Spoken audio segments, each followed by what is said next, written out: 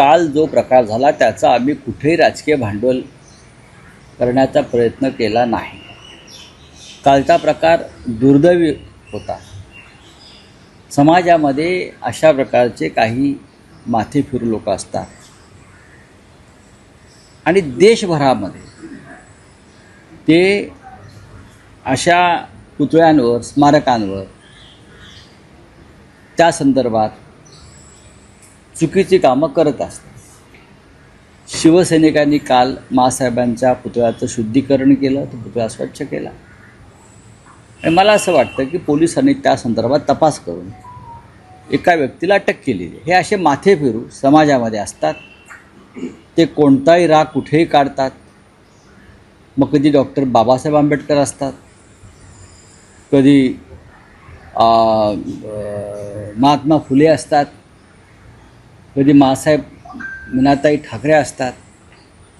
याचं राजकीय भांडवल न करता अशा माथेफिरूंवरती उपचार करणं गरजेचं आहे। बघा, हायकोर्टानं विचारलं वगैरे त्याच्यावरती तर मी काय पडत नाही। याच्यावरती जर एकनाथ शिंदे यांनी काही बेकायदेशीर कामं केली असतील, मुळातच ते स्वतःच बेकायदेशीर आहे। सध्याच्या सरकारमधलं त्यांचं अस्तित्व, त्यांचं मुख्यमंत्रीपद, त्यांचं उपमुख्यमंत्रीपद, त्यांचा पक्ष, त्यांचा चिन्ह हे त्यांच्याकडे बेकायदेशीरच आहे।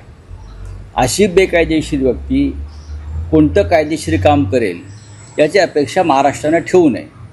याला जबाबदार नरेंद्र मोदी, अमित शाह आणि देवेंद्र फडणवीस आहे। अशा बेकायदेशीर व्यक्तीला मांडीवर घेऊन बसले आहेत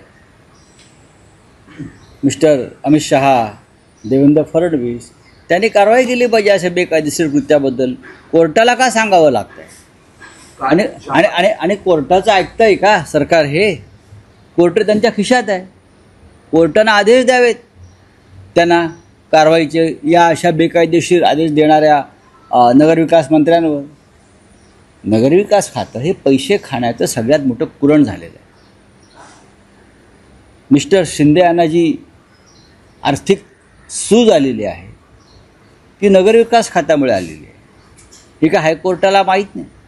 हे काय देवेंद्रजी फडणवीस यांना माहीत नाही? करावी ना कारवाई, हिंमत असेल तर कारवाई करा, नुसती निरीक्षणं नोंदवू नका।